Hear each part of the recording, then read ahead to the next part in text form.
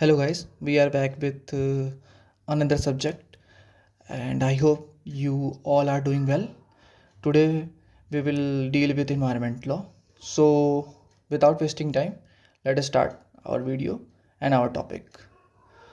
Before we start environment law, first you should remember that Article 48A and Article 51A का जी जो हमारा एक 58A जो है वो DPSP है और 51A का जी जो है हमारा फंडामेंटल ड्यूटीज़ है, जो दोनों इंसर्ट किया गया 42 अमेंडमेंट के साथ 1976 में। और ये दोनों बात करता है इन्वायरमेंट प्रोटेक्शन के बारे में। Further let start. जो आर्टिकल 2A है, इन्वायरमेंट डिफाइन करता है इन्वायरमेंटल प्रोटेक्शन एक्ट 1986 का, जो इंक्लूड करता है water, air, land and inter relation between water, air, land, human being and other living creature, plant, micro organism and property. Okay. 2C define करता है environmental pollution के बारे में। जो भी कुछ प्रेजेंट है इन्वायरमेंट में, जो भी पॉल्यूट करता है वो इन्वायरमेंट पॉल्यूशन में आ जाता है। लेट कार्बन मोनोडाइऑक्साइड जो है वो डैमेज करता है हमारे लीवर और किडनी को। ऑक्साइड ऑफ नाइट्रोजन जो है वो कैंसर बनाता है। और सॉलिड पार्टिकल्स जो है वो alignment related to breathing. Lead जो होता है, जो अक्सर इसका आजकल जो खाने में मिल ही जा रहा है, जो बाहरी खाने हैं, सेंट्रल नर्वस सिस्टम को डैमेज करता है। जो 6(2)B जो है वो बात करता है नॉइस पॉल्यूशन के बारे में। फिर सेक्शन 2E जो है वो बात करता है हैजर्डियस सब्सटेंस के बारे में। जो पहला यूएन कॉन्फ्रेंस हुआ ह्यूमन इन्वायरमेंट को लेके वो स्टॉकहोम में हुआ था, और इसको हम लोग वाटर शील्ड के भी नाम से जानते हैं। पहला अर्थ समिट हुआ 1992 में रियो डी जेनेरियो में, और इसी को बोलते हैं UN conference on environment and development. Okay.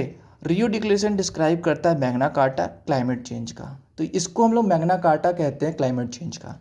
जो यूएन फ्रेमवर्क है, convention on climate changes 1992 came into force in 21 मार्च 1994, जिसका आर्टिकल 1 जो डील करता है डायरेक्ट एंड इनडायरेक्ट एक्टिविटी के बारे में। और अगर आर्टिफिशियल रेनफॉल करानी है तो silver silver iodide, sodium solid carbon dioxide और बैक्टीरियल माइक्रो ऑर्गेनिज्म को अगर हम लोग कंबाइन कर दें तो आर्टिफिशियल रेन हो जाती है। और सस्टेनेबल डेवलपमेंट जो है वो पहली बार first time in Brundtland report में बताया गया था। और इंटर एजेंसी कमेटी जो है वो भी सस्टेनेबल डेवलपमेंट के इस्टेब्लिश की गई 1992 में।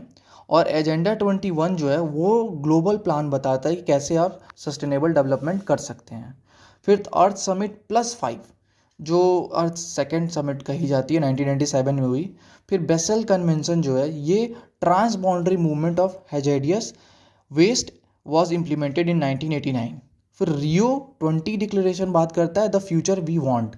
अगर आज हम नहीं बचाएंगे अपने प्रेजेंट को तो हम फ्यूचर कैसा मिलेगा हमें। हम चीज़ें पेड़ काटते जा रहे हैं तो हम कैसे अच्छे इन्वायरमेंट में रहेंगे।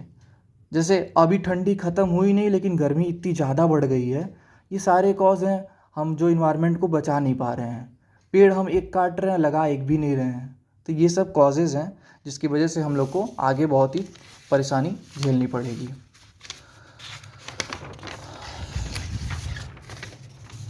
आफ्टर डैट काइटो प्रोटोकॉल जो आया फोर्स में 2005 में, और इसको हम लोग ग्रीन हाउस कॉन्फ्रेंस भी कहते हैं। इसका मेन पर्पस था कि लिमिट करे ग्रीन हाउस इमिशन को, और ये क्लाइमेट चेंजेस से रिलेटेड है। ये प्रोटेक्ट करता है ग्लोबल वार्मिंग को। और एक नया टर्म इसमें आया कार्बन क्रेडिट, जो एक सर्टेन क्वांटिटी फिक्स किया जाता कि आप इतना ही ग्रीन हाउस गैस एमिट कर सकते हैं। जो कॉन्सेप्ट ऑफ ग्रीन हाउस है वो पहली बार आया जोसेफ फॉयूरियर के बारे में। IR रे जो है रेडिएशन की वो ट्रैप्ड हो जाती है अर्थ सरफेस में जब भी ग्रीन हाउस इफेक्ट होता है। पेरिस एग्रीमेंट 2015 में हुआ। ये कॉमन बट डिफरेंशिएट रिस्पॉन्सिबिलिटी, ठीक है। फिर इंटरनेशनल पैनल और क्लाइमेट चेंजेस IPCC जो headed by Indian environmentalist RK पुचाराई was awarded the Nobel Peace Prize 2007 along with AI गोरी। फिर उसके बाद सस्टेनेबल डेवलपमेंट का जो है स्टॉकहोम कॉन्फ्रेंस में हुआ। फिर migratory species of wild animal Bonn convention, Bonn convention, human centric approach to sustainable development, Rio declaration, ठीक है। फिर trial settlement case, prevention pollution and environmental damage between nation, ये इस केस में ये बोला गया। फिर ये डॉक्ट्रीन है जिसको प्रोनाउंस करने में तो दिक्कत है, बट देख लेना आप लोग। ये प्रिंसिपल 21 एंड 22 स्टॉकहोम डिक्लेरेशन के बारे में बात करता है। जो पॉल्यूटर पे प्रिंसिपल है वो हमारे कॉन्स्टिट्यूशन में भी दिखता है, ठीक है। और प्रिंसिपल 16 जो है रियो डिक्लेरेशन का, वो भी बात करता है। और valour citizen welfare forum versus union of India case में पॉल्यूटर पे को एक बार डिस्क्राइब किया गया था। और है क्या ये? Absolute liability for harm to environment extended not only to compensate the victim of pollution but also the cost of restoring the environmental regrets, कि आप सिर्फ विक्टिम को पैसा दे के आप बच नहीं सकते, आप इन्वायरमेंट के लिए भी कुछ करिए, ठीक है। फिर AP pollution control board, MB Naidu का केस है जो बात करता है प्रिक्यूनरी प्रिंसिपल के बारे में। उसके बाद नर्मदा बचाओ आंदोलन यूनियन ऑफ इंडिया का है। ये प्रिक्यूनरी प्रिंसिपल को एप्लीकेबिलिटी देता है, मतलब एप्लीकेबिलिटी नहीं हो सकती जहाँ बड़े डैम, जहाँ पता है कि प्रिडिक्शन कितनी सर्टेन हो सकती है, कितना लॉस हो सकता है, कितना गेन हो सकता है। पब्लिक डस्ट डॉक्ट्रिन को भी हम लोग कहते हैं प्रोटेक्शन ऑफ इन्वायरमेंट, जो आर्टिकल 48 ऑफ इंडियन कॉन्स्टिट्यूशन में भी है। इस पर सबसे बड़ा लैंडमार्क केस है MC Mehta versus Kedarnath and others, और इसको स्पैन मोटल केस भी कहते हैं। तो ये trust of all natural resource is under legal duty to protect the natural resource, and these resources are meant for public use and cannot be converted into private ownership। ये एक public use के लिए, ना कि आप अपना private use करिए, बस इसमें यही बोला गया था।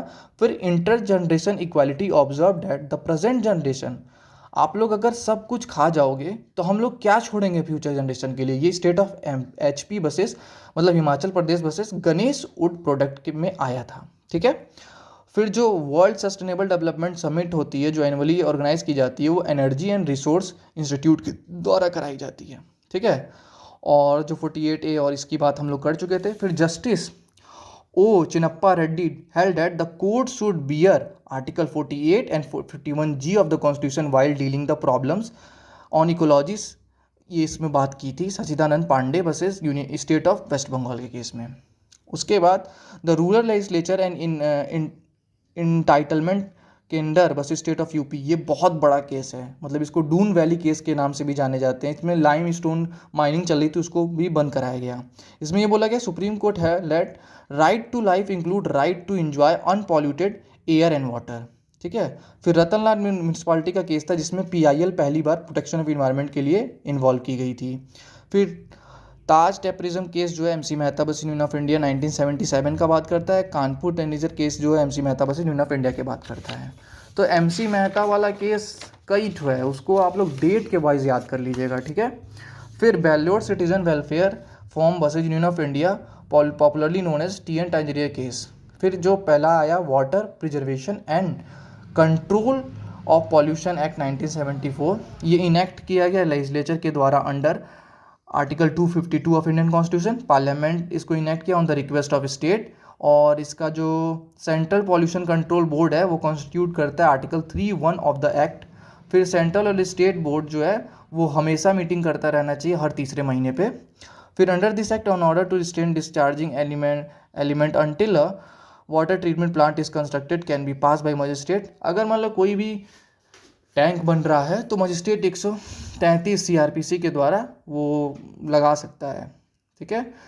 फिर सैंपल किस में ले सकते हैं, वो 21 में दिया गया। तो BOD टेस्ट जो है बहुत ही फेमस टेस्ट है, ये वाटर से रिलेटेड है, ये याद रखिएगा, ठीक है।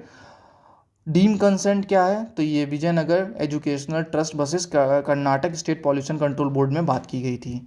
फिर air prevention and control pollution act 1981 आ जाता है, ये आर्टिकल 253 के तहत आया था, और ये रिफ्लेक्शन है स्टॉकहोम कॉन्फ्रेंस का जो 1972 में हुआ। लेकिन इसका कोई इफेक्ट नहीं होगा एटॉमिक एनर्जी एक्ट 1962 पे। इसका जो ऑब्जेक्ट है वो प्रोवाइड करता है prevention and control and abatement of air.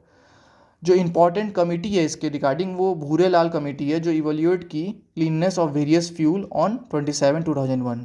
फिर सुप्रीम कोर्ट ने ऑर्डर किया conversion of fuel to CNG 28 जुलाई 1988 को। फिर सेकेंडरी एयर पॉल्यूशन जो है वो हम ओजोन को भी कहते हैं, air pollution cause when sulphur और dioxide concentrated is high in the atmosphere, और इसी का कारण होता है एसिड रेन। फिर अपना इन्वायरमेंटल प्रोटेक्शन एक्ट आया 1986 में, जो इनएक्ट है 253 में, और इसको अम्ब्रेला लेजिस्लेचर भी कहते हैं, जो enacted implement to provision of UN conference on human environment at Stockholm, ठीक है। और उसके बाद नेशनल ग्रीन ट्रिब्यूनल में आप इसके खिलाफ अपील कर सकते हैं, लेकिन 60 दिन के अंदर ही आपको अपील करनी होती है। उसके बाद आर्टिकल 19 इस इन्वायरमेंटल प्रोटेक्शन एक्ट 1986 का, और सेक्शन जो 49 है वाटर एक्ट का, वो दोनों सिमिलर प्रोविज़न को फॉलो करता है, ठीक है। उसके बाद आते हैं नॉइज़ पॉल्यूशन पे। तो नॉइज़ पॉल्यूशन को इंसर्ट किया गया air pollution prevention control act में 1987 में। फिर noise pollution regulation control board control जो रूल 2001 है वो डील करता है noise pollution due to the loud speaker and noise pollution due to the public address system. 45 decibel जो है वो सेफ नॉइज़ पॉल्यूशन फिक्स किया गया WHO के द्वारा, और नॉइज़ लिमिट जो है रेसिडेंटल जोन में वो 35 डेसिबल है। ग्रीन मफलर बहुत ही पूछा जाता है इसको, तो ये याद रखिएगा, नॉइज़ पॉल्यूशन से ही रिलेटेड है। Environment impact assessment is based on a principle of precaution, ठीक है। तो रूल ऑफ एब्सोल्यूट लाइबिलिटी जो आई थी MC मेहता केस में आई थी, रेलन वर्सेस फीचर के केस में आया था, रेलन वर्सेस फीचर के केस में आया था स्ट्रिक्ट लाइबिलिटी जो कन्वर्ट की गई एब्सोल्यूट लाइबिलिटी में, और ओलम गैस लीकेज केस में। फिर भोपाल गैस डिजास्टर को कौन भूल सकता है यार, वही तो सबसे बड़ा डिजास्टर हुआ था अभी तक के ह्यूमन हिस्ट्री में इन इंडिया, जिसमें बहुत लोग मर गए थे। किस गैस के लीकेज हुआ था? तो मिथाइल आइसोसाइनाइड, MIC के भी नाम से इसको जाना जाता है, ठीक है। और पब्लिक लाइबिलिटी इंश्योरेंस एक्ट 1991 आया, जो वेकअप था भोपाल गैस का, कि मतलब डिस्ट्रिक्ट मजिस्ट्रेट जो है वो रिलीफ तुरंत प्रोवाइड कराएंगे जो भी इस तरह के डिजास्टर की वजह से कुछ होता है। फिर जो preamble and national green tribunal का 2010 में आया, उसका पहला स्टॉकहोम कॉन्फ्रेंस है, दूसरा रियो कॉन्फ्रेंस है, और तीसरा आर्टिकल 21 ऑफ इंडियन कॉन्स्टिट्यूशन है। NGT का जो जुडिक्शन है वो हर civil case related to environmental arises from the enactment specify in schedule 1, और ये नेचुरल जस्टिस के प्रिंसिपल फॉलो करता है। इसके चेयरमैन जो होंगे रिटायर्ड जज होंगे सुप्रीम कोर्ट के, और जो डिसीजन NGT का है वो अपील होगा सुप्रीम कोर्ट में, लेकिन सिर्फ क्वेश्चन ऑफ लॉ पे, और इसका अपील 90 दिन के अंदर हो जाना चाहिए। शेड्यूल 2 में दिया है कि कंपनसेशन कैसे देना है विक्टिम को। उसके बाद हम आ जाते हैं डायरेक्ट इंडियन फॉरेस्ट एक्ट 1927 पे, जिसमें नीव को इंक्लूड नहीं किया गया है ट्री के डेफिनेशन में। फिर आर्टिकल सेक्शन 3 जो एम्पावर करता है स्टेट गवर्नमेंट को रिजर्व फॉरेस्ट के बारे में, और सेक्शन 8 डील करता है power of forest settlement officer के बारे में। फिर forest court can be constituted under section 17, state government के द्वारा विलेज फॉरेस्ट भी बनाया जा सकता है स्टेट गवर्नमेंट के परमिशन पे। फिर 6 मंथ की इम्प्रीजमेंट है और फाइन भी लग जा सकती है अगर कोई भी आप ऑर्डर वॉयलेट करते हैं। और इस एक्ट में 86 सेक्शन है, 13 चैप्टर्स हैं, ठीक है। और ये कैटल में इंक्लूड नहीं होता है काउ, जो डेफिनेशन है इसमें। ट्री किस में डिफाइन है? 2.7 में। फॉरेस्ट प्रोड्यूस किस में डिफाइन है? 2.4 में। रिवर किस में डिफाइन है? 2.5 में। और कैटल किस में डिफाइन है? 2.1 में। Power to infuse duty on a timber and other forest produce वो सेक्शन 39 में दिया हुआ है। फिर वाइल्ड लाइफ प्रोटेक्शन एक्ट जो बात करता है कि wild life does not include जू को नहीं इंक्लूड करता है। एनिमल जो है वो बर्ड भी इंक्लूड है, रेप्टाइल भी इंक्लूड है, एग ऑफ बर्ड भी इंक्लूड हैं। फिर स्टेट गवर्नमेंट अपॉइंट करते हैं चीफ वाइल्ड लाइफ वार्डन को, और PM जो होते हैं वो चेयरमैन होते हैं national board of wildlife के under section 5A। And duty of state board for wildlife to advise the state government article section 8 में। और चीफ वाइल्ड लाइफ वार्डन जो एम्पावर हैं वो ग्रांट करते हैं permit to hunt by any order of education purpose. फिर punishment है offence का सेक्शन 50 से लेकर 58 में, और एक्ट पास हुआ यूनियन पार्लियामेंट के द्वारा 249 में। Purpose of the act to protect the habitual and wild life. और ये था पूरा इन्वायरमेंट के बारे में जो हमने पढ़ा अच्छे से, और काफ़ी अच्छा रहा। मैं कोशिश करता हूँ कि हर बार अच्छे कंटेंट लाऊं, तो please subscribe my channel and join my Telegram channel so you get proper information regarding CUT and other exams. So आज के लिए इतना ही, मिलते हैं नेक्स्ट वीडियो में। For that time do your work and thank you so much. Subscribe my channel and like my video. Thank you.